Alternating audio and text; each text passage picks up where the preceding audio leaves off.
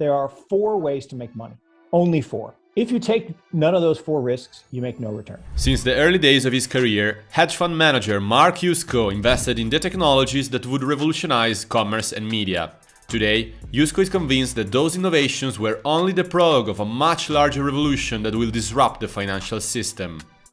The internet of value will be bigger than the internet, will be bigger than the mobile net. Why?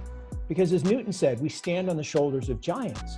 But as history has already shown, the more disruptive the innovation, the bigger the forces opposing it. The incumbents really don't want the disruptors to win. So they will fight really hard. They'll throw up regulatory barriers. They'll try to buy up the companies and shelve the technology.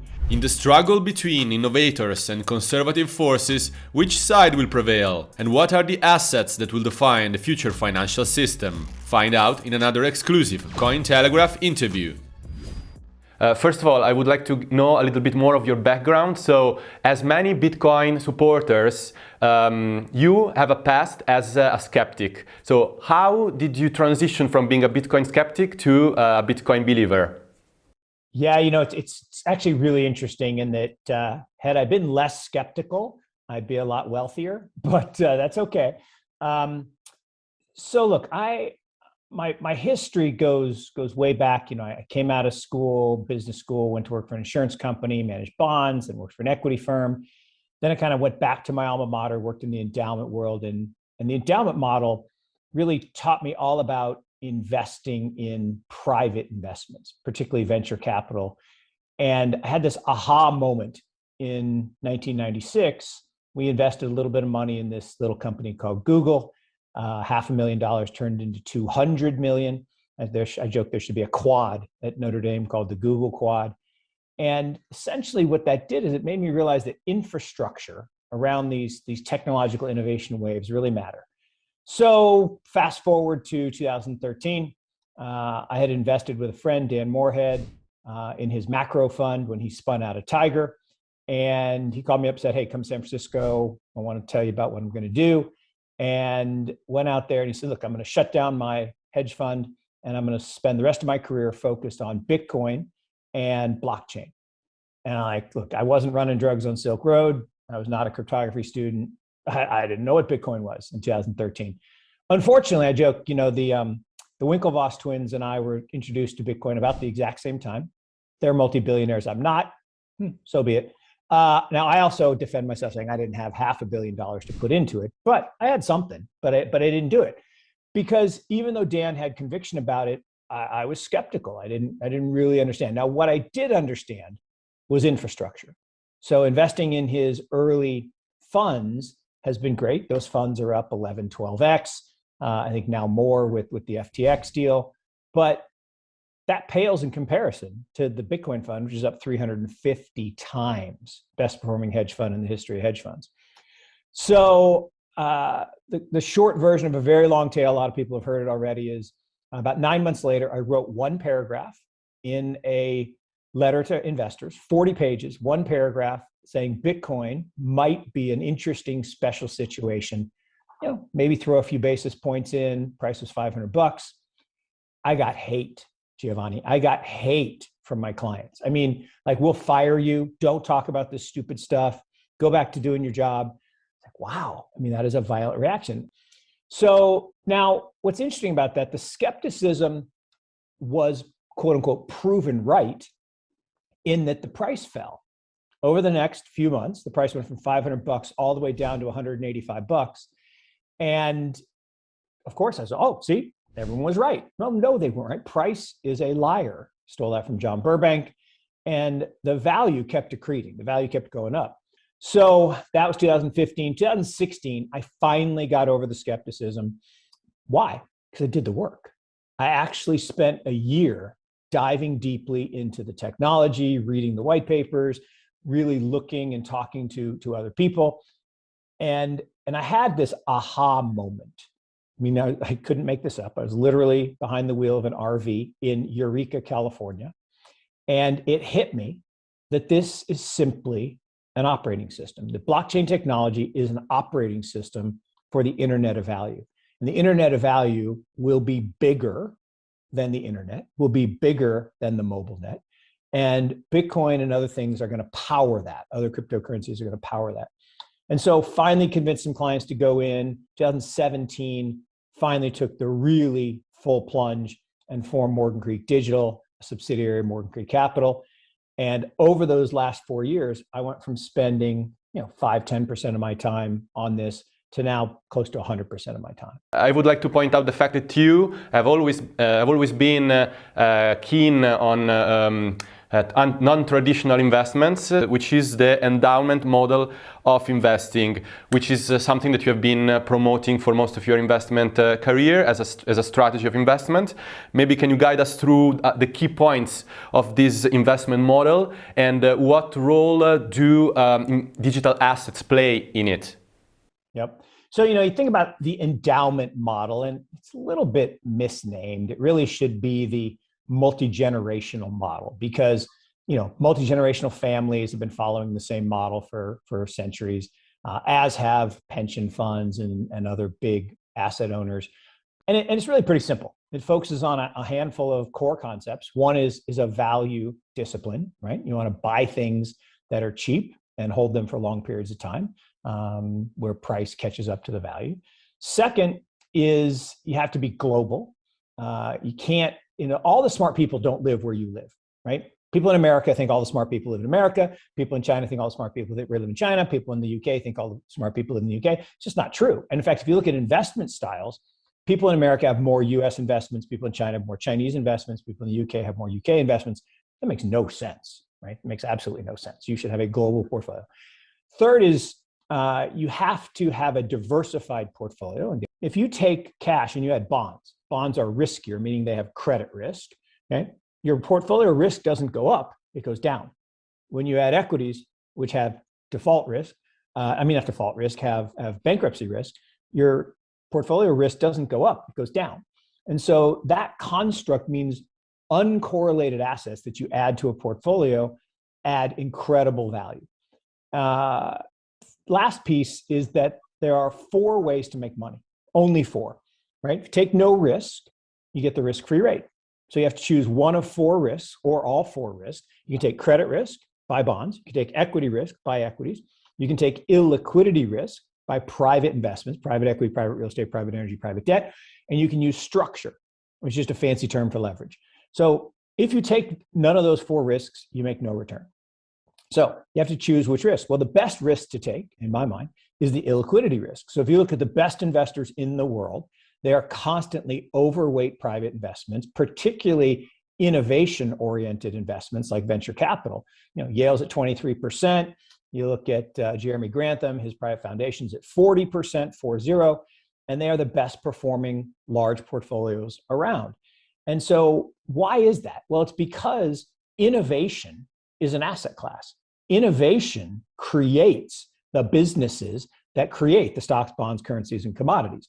So without innovation, we can't generate new wealth. Printing money does not create wealth. Never has, never will. Bad idea. So where does Bitcoin fit into this whole construct? Well, it's the perfect uncorrelated asset. All of these alternative asset classes over the years, whether it was international stocks, they're going to diversify your portfolio, but they're 70+% correlated. Hedge funds are going to diversify your portfolio, but they're 40 to 50% correlated. Bonds will diversify your portfolio. They're still 30% correlated. Bitcoin is 0.15 correlated to stocks and 0% correlated to bonds. It's the perfect diversifier. So if you add it to a portfolio, your risk goes down and your return goes up. It's the perfect diversifying asset because it has asymmetry of upside versus downside. So it's a great asset. The second reason, it's the ultimate innovation, right?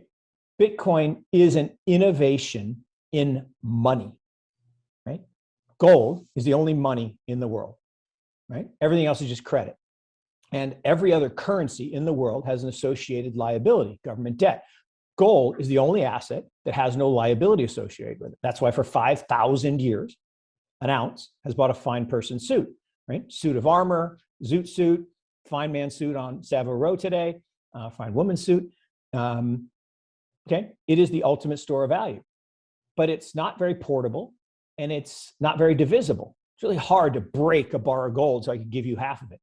So Bitcoin is better, and it's digital. And as we move from the analog world to the digital, from the electronic world to the digital world, it is the perfect money.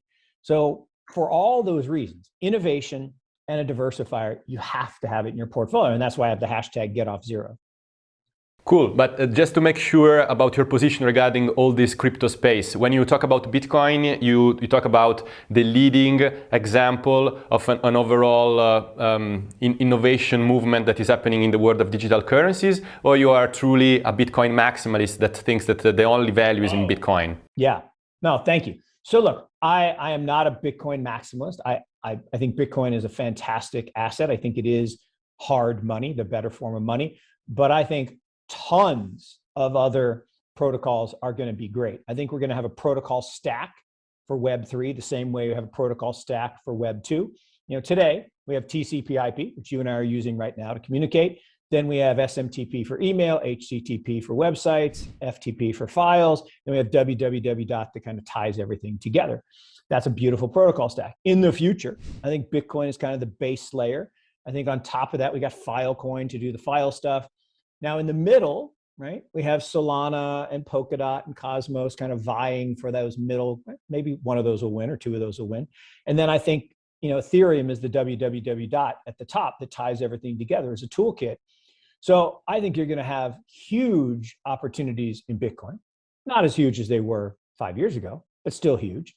We'll talk about that, I'm sure. Then I think you even have bigger opportunities in Ethereum because it's a toolkit and more things will be built on that. And the nice thing about Ethereum is there's a business model where you can actually share in the revenues. One of the challenges of a store of value asset is it generates no income, right? It's just there to store value. Then you've got all these other projects, things like play to earn, things like gaming, the metaverse, NFTs. NFTs are going to be absolutely monstrous. I mean, people just don't understand what tokens are. So what the internet did to information, commerce, now blockchain and crypto does to financial services and to value. And so we have tokens today, very small number.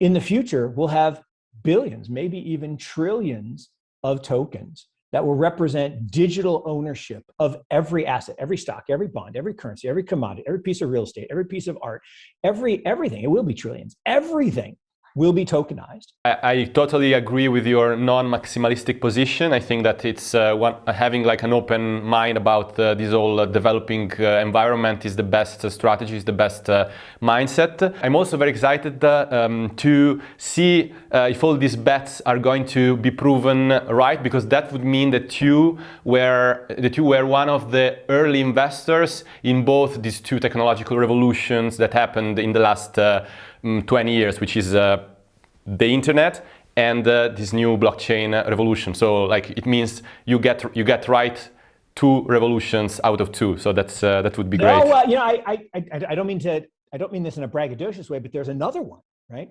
It's a 14-year cycle. And so there was one in the middle, right? 96, we had the internet. In 2010, we had the mobile net.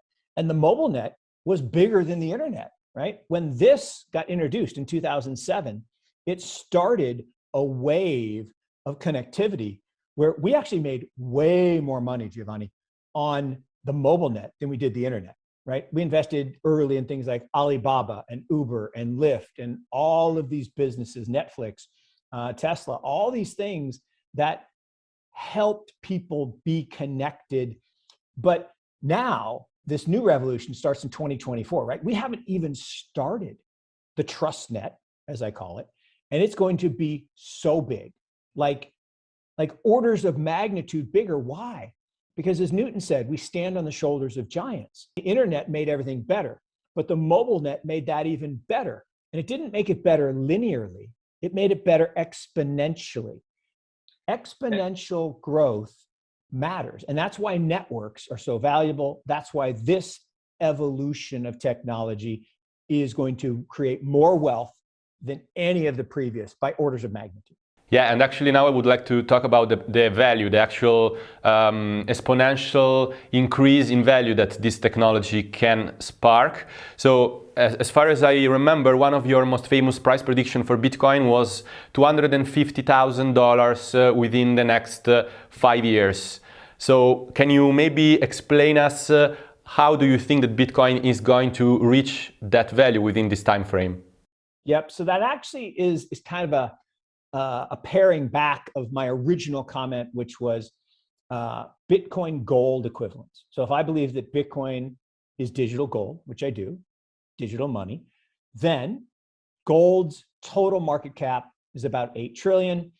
8 trillion divided by the number of Bitcoin gives you a price of around $500,000 a coin.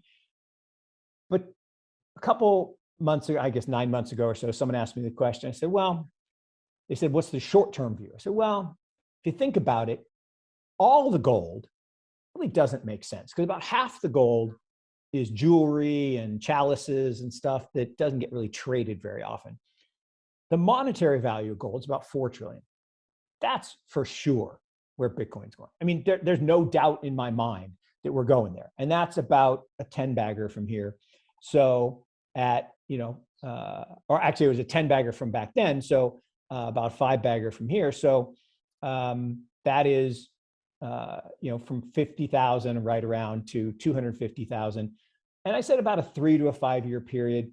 And the challenge is the price has euphoria and fear. And so you have the line of value and the price goes up and down above and below it. And so how quickly we get to that price, like there were a whole bunch of people this year. Like if you looked at the core model, it basically said the value of the network around now would be around $100,000. Okay. And I still believe that.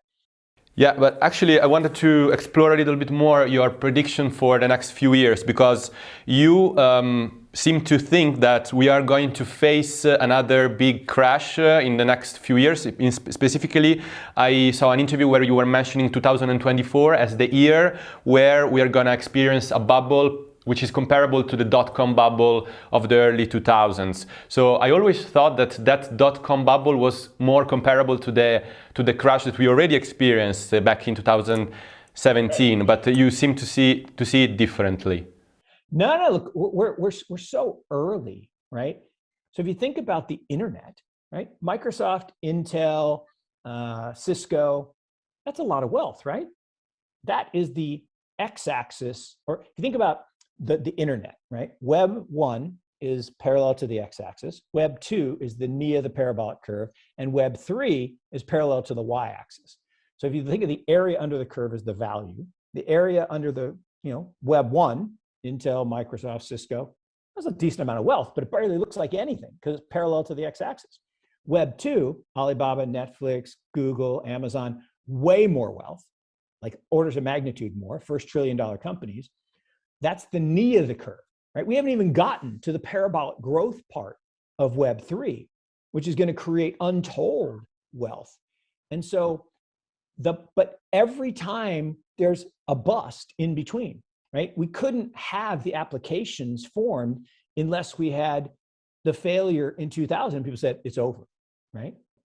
And so the other problem you have, and we'll probably talk about this, is that the incumbents really don't want the disruptors to win. So they will fight really hard. They'll throw up regulatory barriers. They'll try to buy up the companies and shelve the technology. I mean, people forget, right? This is a long time. People forget that in 1903, the largest car company in America was the American Electric Vehicle Corp. We had electric cars in 1903. That was going to be the future until Henry Ford shut him down by shelving the technology because he wanted people to buy his partner, John D. Rockefeller's, kerosene waste product called gasoline. So now we have internal combustion engines. So for 100+ years, we used inferior technology because commerce wins that way. And so the same thing's going to happen here is we'll have a bust. It'll probably be around regulatory friction. It'll probably be around fear. It'll probably be around, the transition from infrastructure to applications. But on the other side, massive. Okay, that's very interesting because you mentioned the incumbents. So I have the feeling that in the previous cycles, when we were talking about the first development of the internet, the rise of these tech giants that like embodied the second stage of this whole process of the evolvement of the internet, we didn't have the threat that cryptocurrencies and digital assets in general seem to pose on centralized actors like banks, like financial intermediaries. So it seems that this time there are going to be a lot more odds to face in order to succeed in this revolution, because the opposing forces have much more incentive to prevent this revolution from happening. I think they have the same incentive. It's just different actors.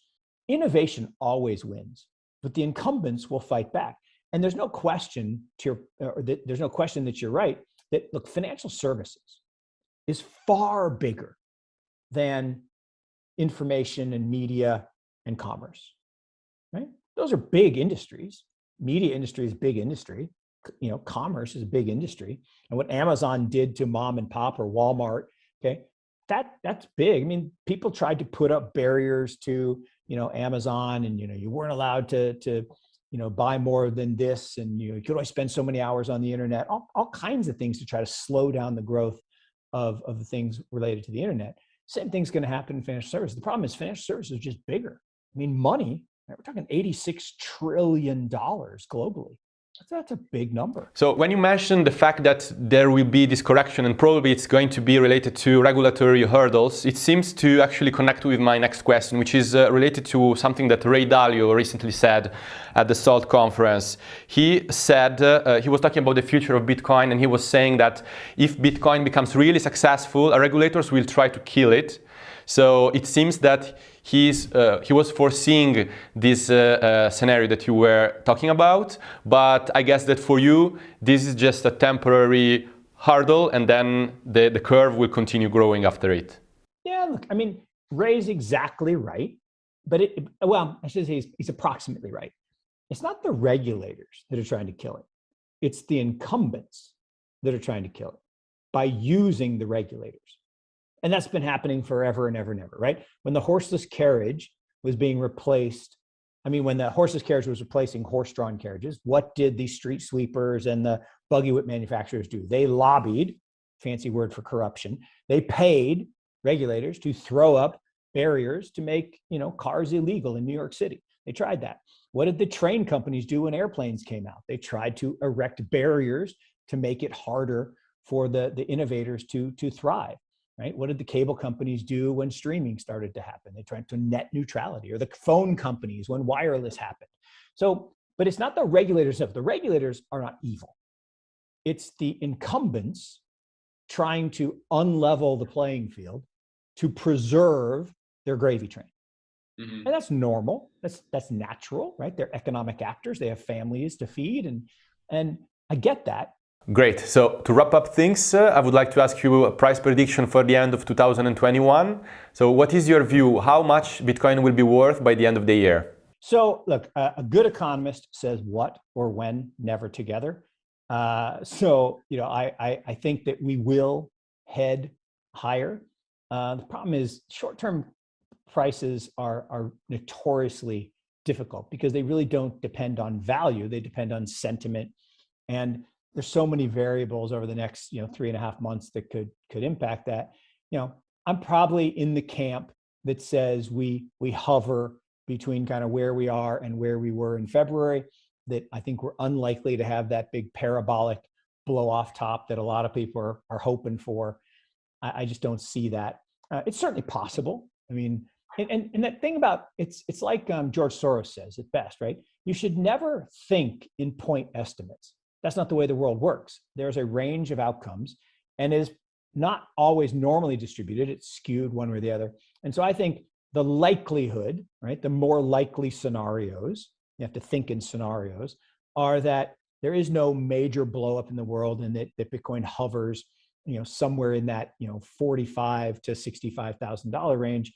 There is a right tail scenario that says look, things roll over, growth is bad, central banks start, hitting money printer goes burr, and we get another spike, and we approach that 100K value.